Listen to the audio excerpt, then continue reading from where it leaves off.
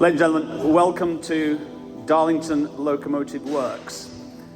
We're not going to call it Darlington Locomotive Works 2. That sounds like a Rocky film, doesn't it? It's just going to be Darlington Locomotive Works. We are privileged, I think, to have a magnificent facility on this scale.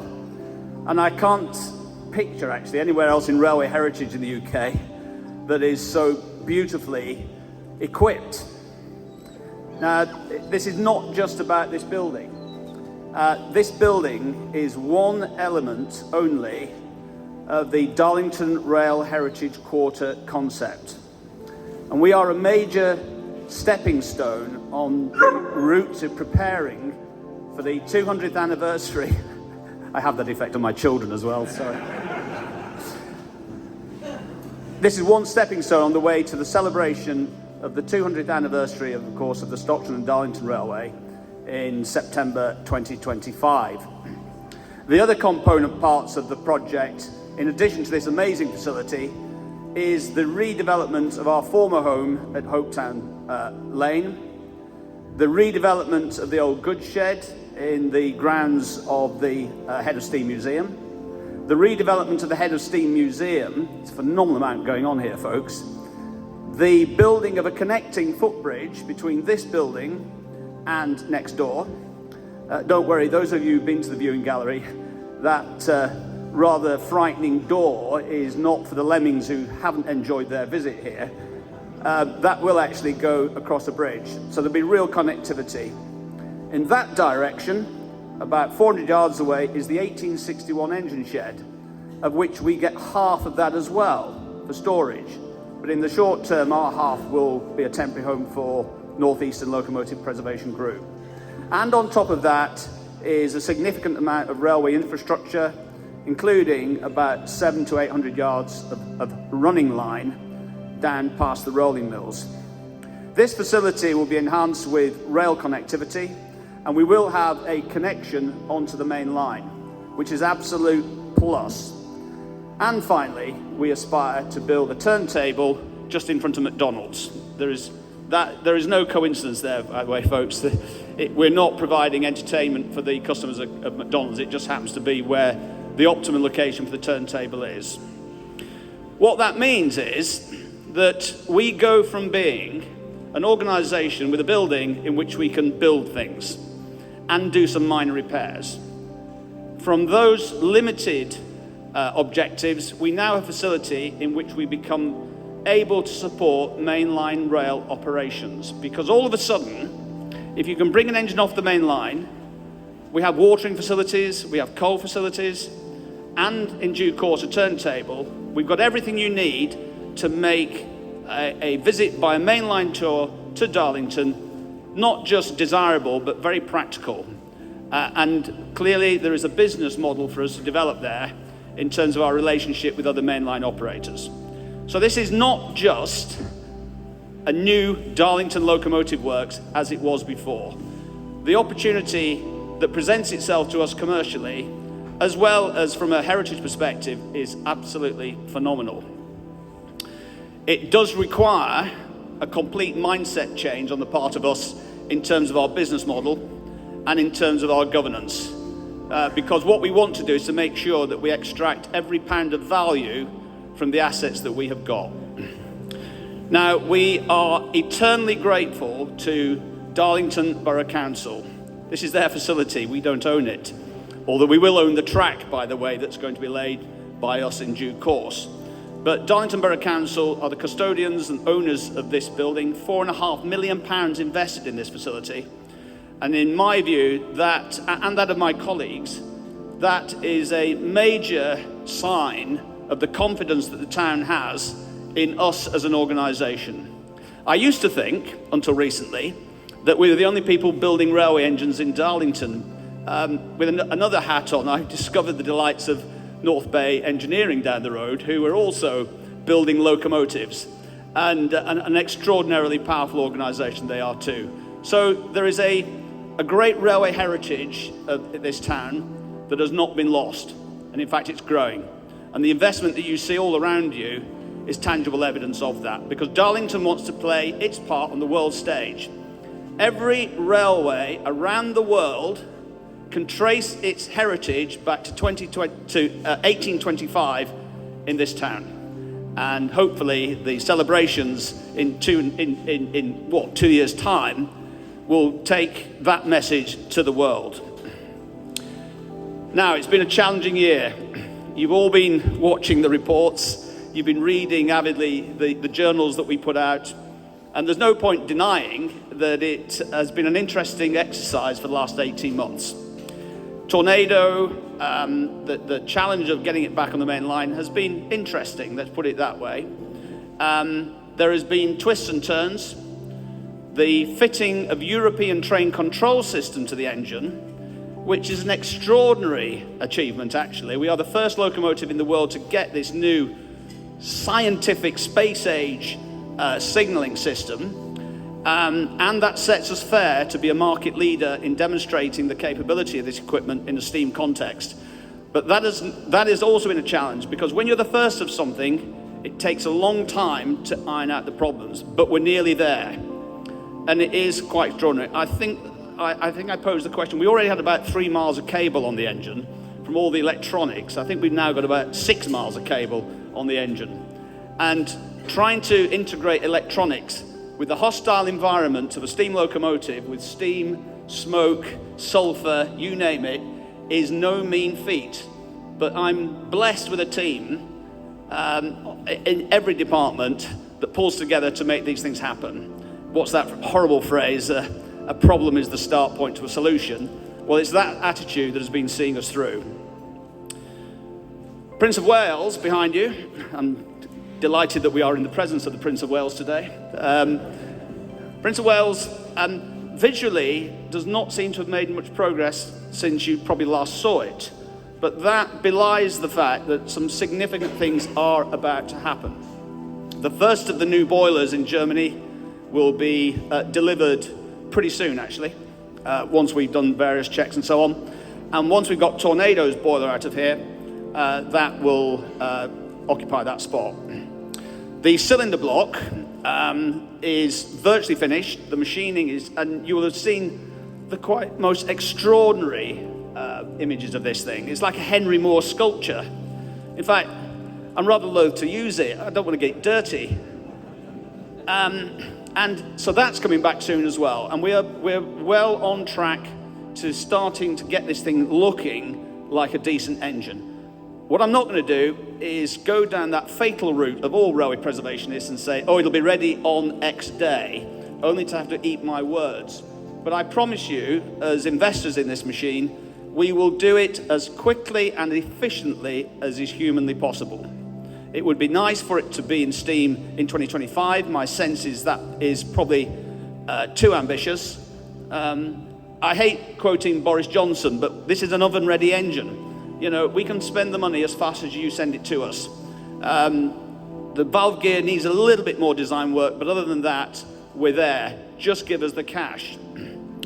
Now, in every sense, we traditionally refer to this as a Gresley P2. Well, the reality is it's a Gresley Elliott P2. And I think that's how we should always refer to this engine, as a Gresley Elliott P2, because David has done so much of the redesign work. Aesthetically, nothing's changed. But under the covers, this is an engine that fundamentally needed some sorting out at the end of the 30s, but it didn't happen for a variety of reasons, not least the Second World War coming along and Gresley dying prematurely. But David has picked up where they should have gone at the end of the 30s, early 40s, and has taken it to its next logical conclusion. So when you hear this thing purring along on the main line, coming out the chimney will be so much of David Elliott's personal DNA.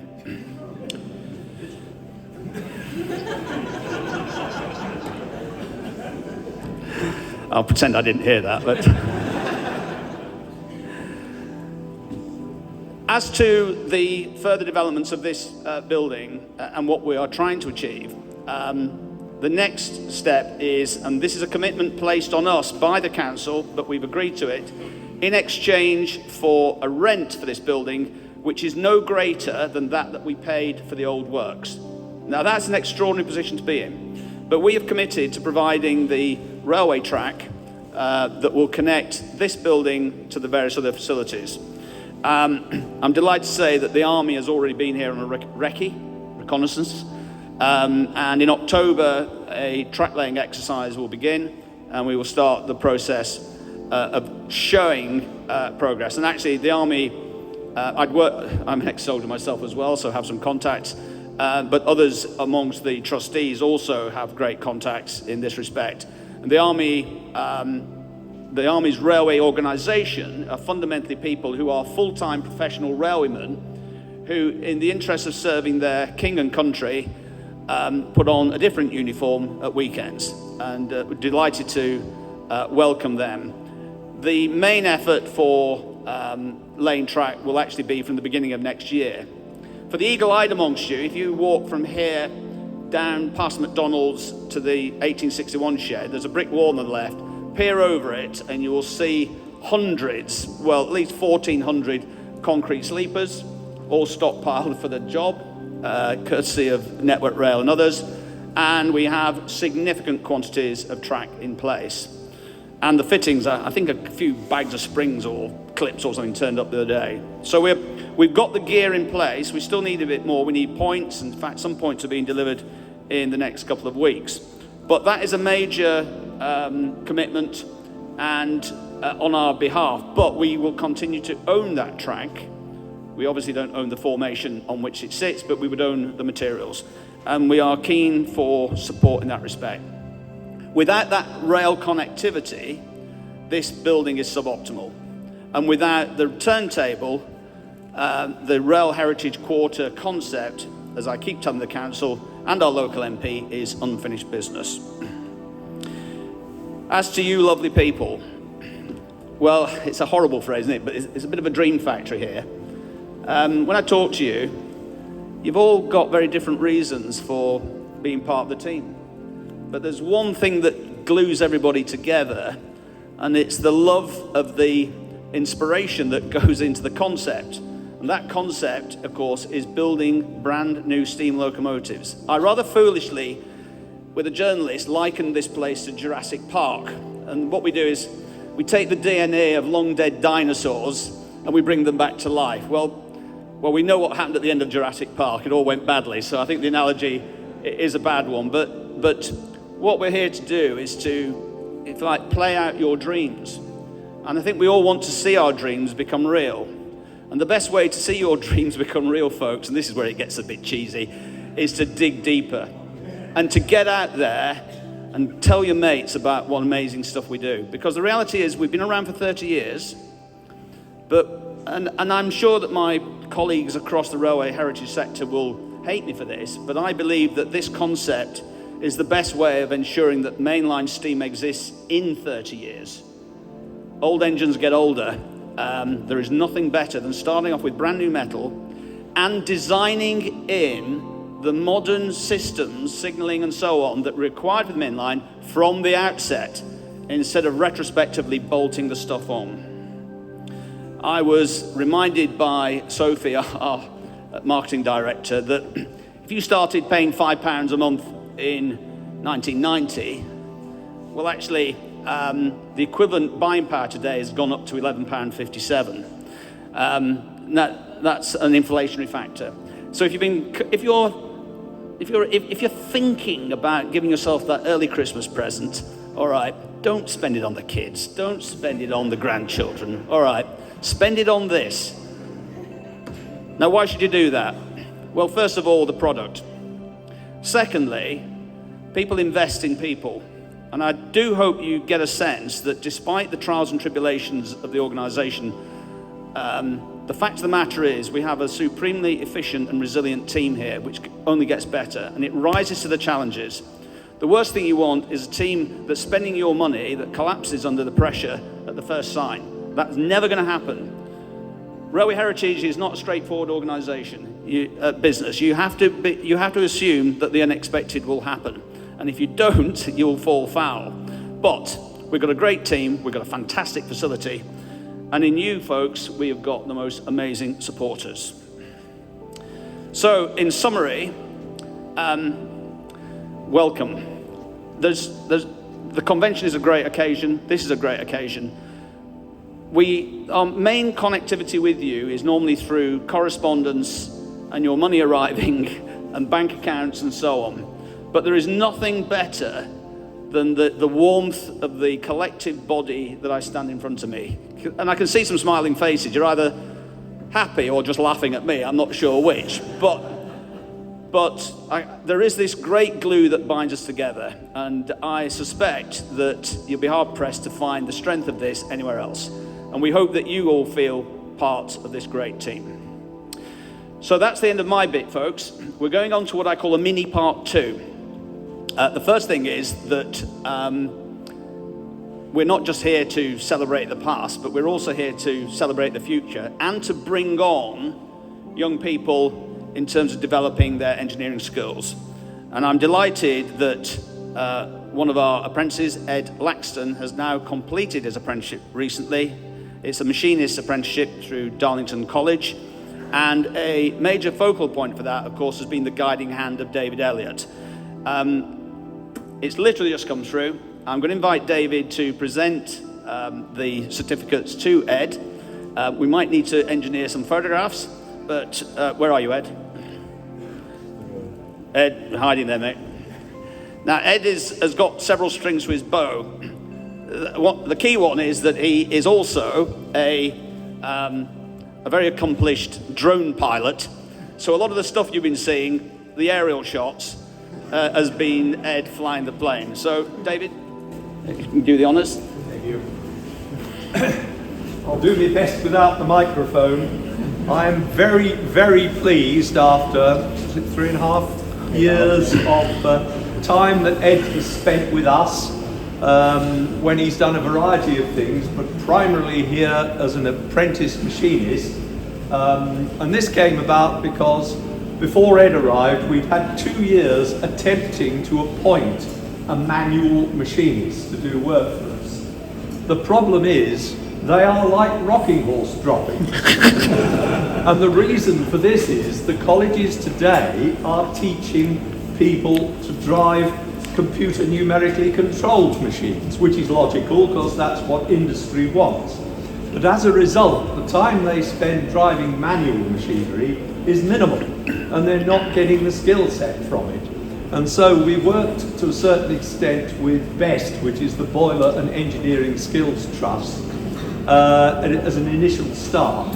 Got in touch with Darlington College, and they put a course together for him which suited what we were doing. The result is he's now able to use this, well, part of it's relatively modern, but the lathe is basically older than Ed by quite a lot of chalk.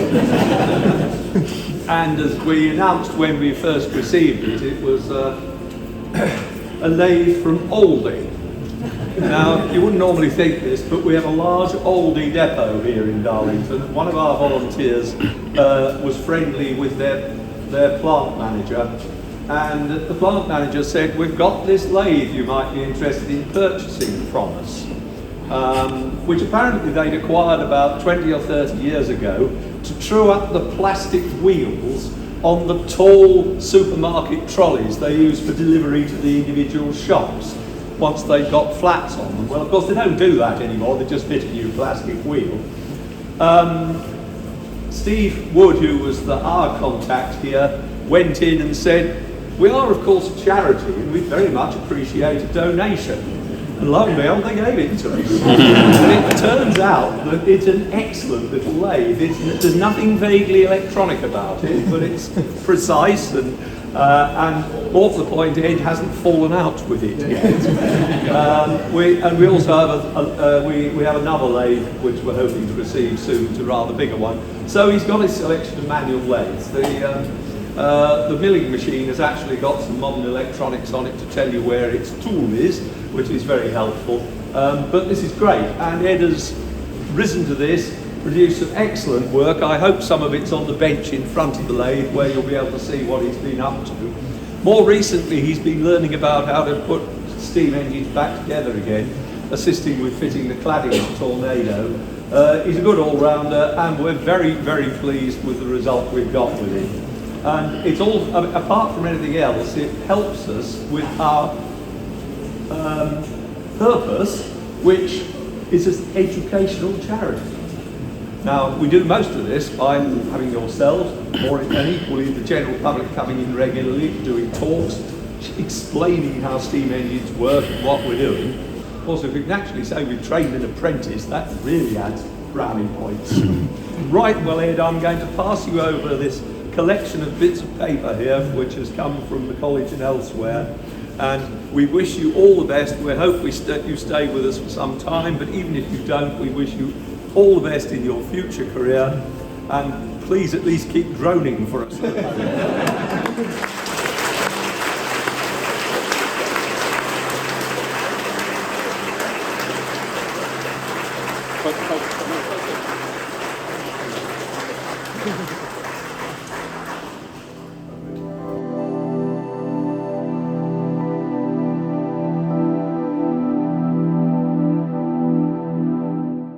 I'm still here. I'm on a second round of chemo at the moment. The long-term prognosis is not good. Indeed, my oncologist, when I pressed him earlier in the year, said, well, you've got months rather than years to go now. The upside is the one I've got appears to be fairly slow, and the latest load of chemo appears to be working. Although the only trouble with it is it makes you feel exhausted most of the time. This doesn't stop me driving the computer or coming into the works every now and again and pointing at things and asking people to put things right. So I'm still very much involved. Crucially, something that I've been starting over the last few months is to prepare what I call the brain dump. I've almost completed the first of these, which is an hour to hour and a half long presentation on PowerPoint on the processes we have gone through to design Tornado and the P2. The basic process is much the same. We've just gone rather further with the P2 than with the A1. Once this is complete, I'm going to do a Zoom with the engineering team and one or two others who may be involved with this to download that part of my brain. That will be recorded, and alongside this will be a series of folders on our central computer system here, which is called David Elliott's Brain Dump. And that will refer people where to go for the various reference documents that I use all the time with this process. For example, if we're not sure of a material, we refer to the London Midland Region's Mechanical and Electrical Engineers Department 1957 document called Materials for Steam Locomotives, which is excellent. The only trouble is it turns everything into BR standard specifications, which aren't really understood today for steam. However, there's a couple of pages at the front which convert BR standard specs into British standards. And although these will almost certainly be superseded, once it's into British standard mode, you can get on the devil's window and find a modern equivalent of it. So that's one example. Other things is, when we're stuck for limits and fits, that's the clearance between a shaft and a bearing or something like that, where we have the Locomotive Manufacturers Association limits and fits booklet, which again we've now scanned, so it's readily available. And so if I need to know what the correct clearance is between a crosshead and slide bars, I refer to that, and that then features on the drawings. And more importantly, with this being readily available on our internal computer system, anybody who follows me can do the same. So there's a lot of work going into this at the moment, because unfortunately, because I'm notoriously bad at writing things down, it's all in there. We're using this method to do the brain dump, as I call it, to try and transfer as much of the stuff that's in my head onto some sort of recorded media. And the idea is that the actual presentations themselves will be recorded, so if my successors need to look for something, they can just watch the presentation again, and that will point them then to the right part of the computer system to find the raw data that's involved. Otherwise, I am still involved with doing things here. As the chairman has pointed out what we're doing on the P2 at the moment. There is work going on, because with boiler, we've got a set of tender frames under construction, and we hope within the next few weeks to have the cylinder block here. It's undergoing hydraulic testing at the moment. This is almost invariably a variable, something as big and complex as that. A bit of it's leaked, so they've had to do a little bit of grinding out of welds and re-welding to stop it doing that. We're hoping that we will have a clear result shortly, which will mean we will have an exciting 5.5-ton lump of metal, which my colleague on the left here and several others are extremely keen that we try on the engine as soon as possible. This is for two things. One, it's obviously a massive publicity opportunity, and it's also a perfect opportunity to pour huge amounts of opprobrium on me when it doesn't fit. I'm doing my best to ensure that it does. Otherwise, we're still able to keep certain amounts of manufacturing going on in more restricted areas.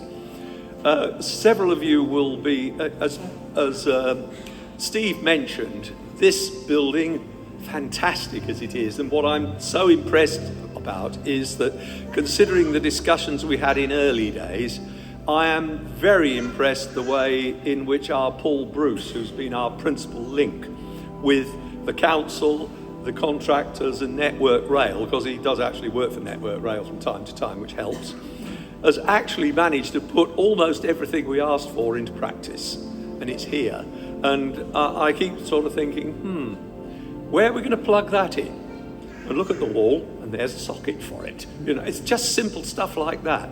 The one thing we hadn't got out of this, and that was mainly a budgetary constraint, is that we've still to rig up the portable electric pump for emptying the pit out there. As the funding wouldn't run to a fixed one. However, that's not unusual. A lot of the heritage railways we go to have a submersible pump which they drop into the pit when it fills up with water.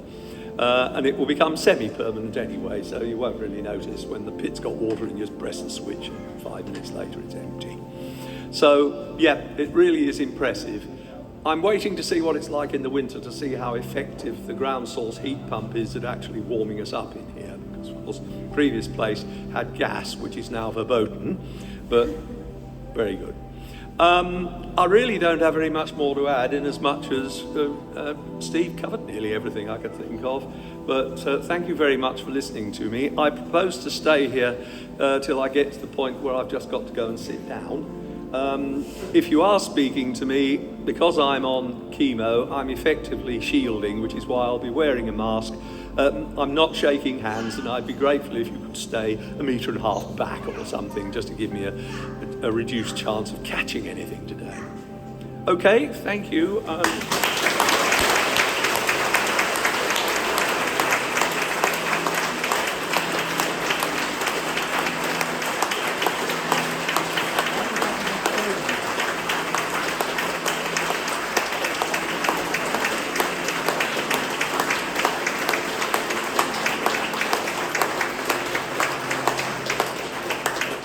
Finally, apart from the health issues, if it wasn't for you lot, I wouldn't be here. Ladies and gentlemen, that concludes all the talking from this end. I think you'll agree with me that David is an inspirational figure and has done so much for us.